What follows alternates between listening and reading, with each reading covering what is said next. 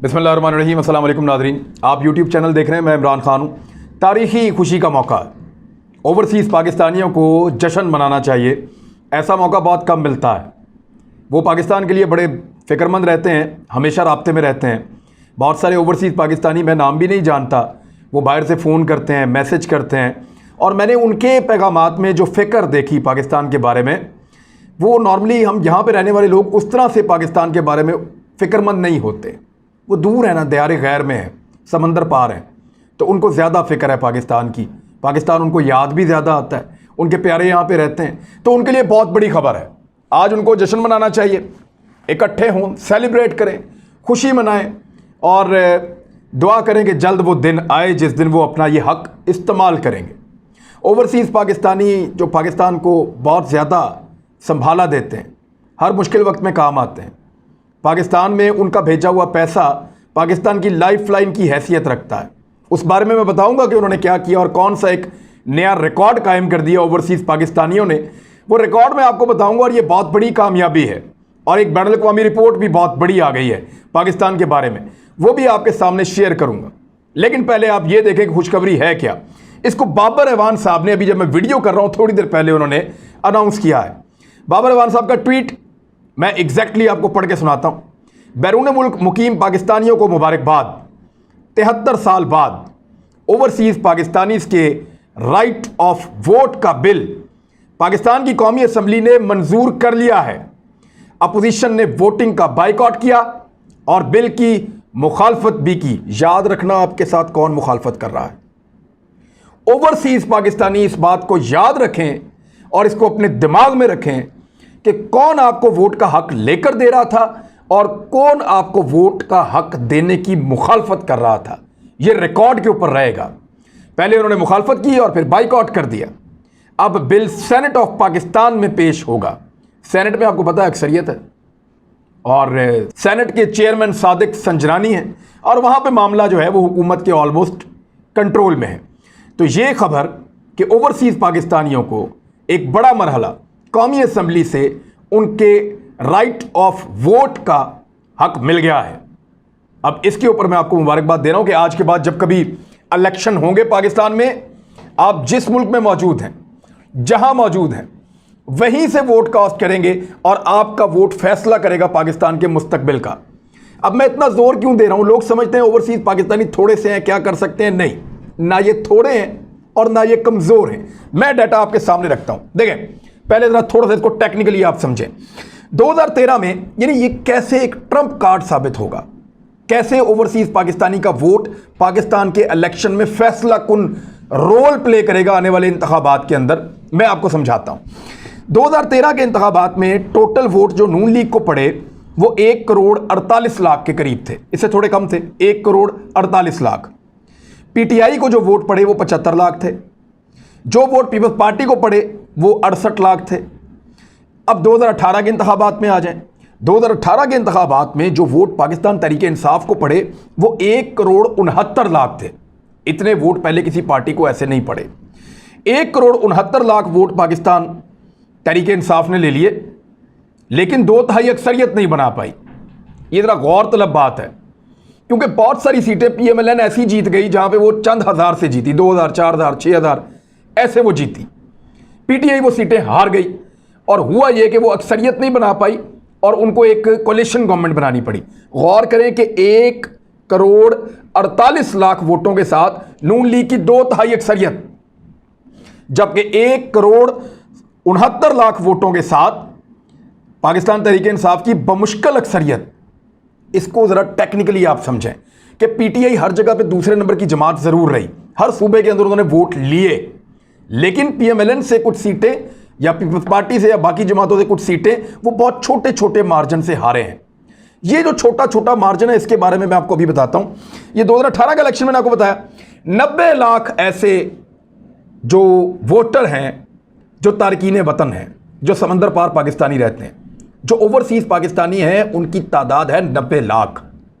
ये इतना वोटर है कि जितना वोट पाकिस्तान तहरीक इंसाफ को 2013 के इलेक्शन में टोटल नहीं पड़ा, ये उतना वोट है जो पीपल्स पार्टी को पिछले दोनों इलेक्शनों के अंदर नहीं पड़ा।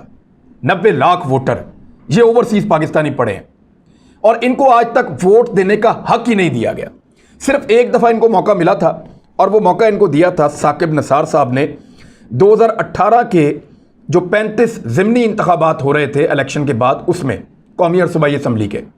तो आपको पता है कितने ओवरसीज़ पाकिस्तानियों ने उन ज़िमनी इंतखाबात में वोट डाले थे? 85%। जितने रजिस्टर्ड हुए थे उनमें से 85% ने वोट डाल दिए थे ज़िमनी इंतखाबात में। आप उनकी दिलचस्पी का अंदाज़ा करें, वो कम से कम 90 और 95% वोट डालेंगे। इसका मतलब है कि 90 लाख वोटर है तो कम से कम 80 लाख वोट कास्ट होगा।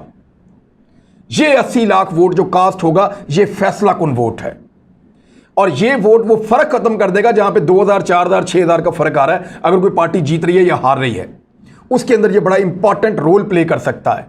ये वोट डालेंगे कैसे? इनके अपने हल्के हैं पाकिस्तान के अंदर, कौमी असम्बली के, सूबाई असम्बलियों के।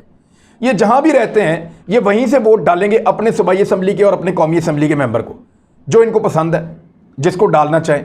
उसके मुख्तलिफ तरीके हो सकते हैं, ईमेल के ज़रिए हो सकता है, उसके लिए कंप्यूटर के ज़रिए किया जा सकता है, कोई और मैकेनिज़्म बनाया जा सकता है, लेकिन इनका वोट अब कास्ट होगा क्योंकि कौमी असम्बली में हो गया, सेनेट में रह गया, सेनेट से भी ये पास करवा लेगी हुकूमत, मेरी इंफॉर्मेशन के मुताबिक।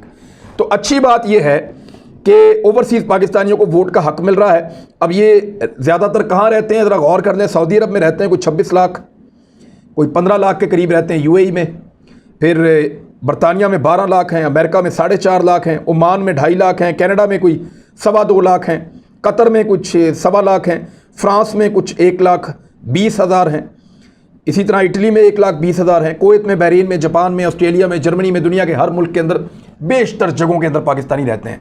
जब वो वोट डालेंगे तो यहाँ फ़र्क पड़ेगा। PMLN और पीपल्स पार्टी कभी नहीं चाहते कि ओवरसीज़ पाकिस्तानियों को वोट डालने का हक मिले, क्योंकि इन वोटों के अंदर उनका 5 से 10% भी नहीं है।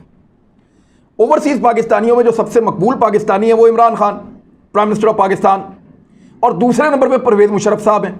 लेकिन वो तो क्योंकि अब इलेक्शन लड़ेंगे ही नहीं और उनका आपको पता है वो बीमार भी बहुत ज़्यादा हैं।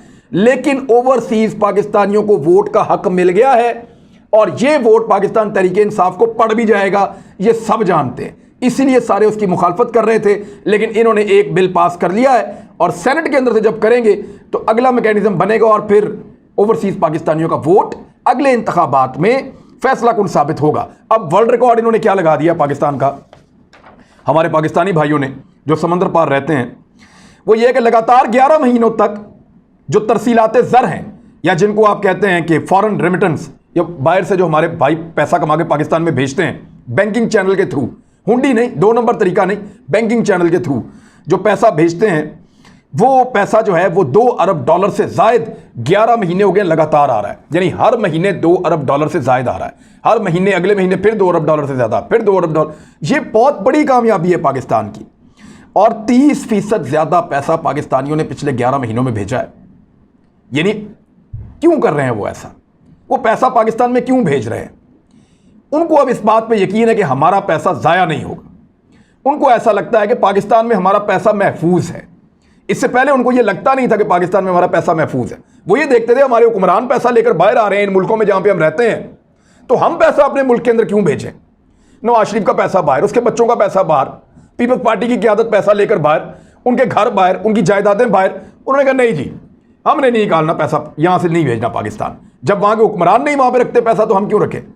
तो फिर अब सूरत हाल बदली। उनको शायद इमरान खान पे ट्रस्ट है, जिसकी वजह से वो पैसा पाकिस्तान में लगातार भेज रहे हैं।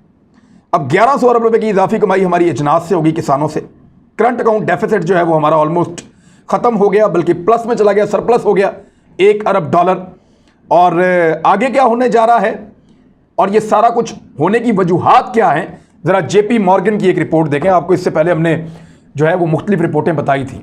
आपको इससे पहले हमने फोर्ब्स की रिपोर्ट बताई थी, इसके अलावा हमने आपको जो मूडीज़ की रिपोर्ट है वो भी बताई थी, IMF का डाटा वो भी शेयर किया था, स्टेट बैंक क्या कह रहा है वो भी कह रहा था, वो भी आपको बताया था। अब एक बहुत बड़ा इदारा है JP मॉर्गन, और ये बड़ा मुस्तनद इदारा है। इन्होंने एक पाकिस्तान के हवाले से स्टेटमेंट जारी किया है। उन्होंने कहा कि पाकिस्तान को सरमायाकारी के लिए बेहतर मुल्क करार दे दिया है।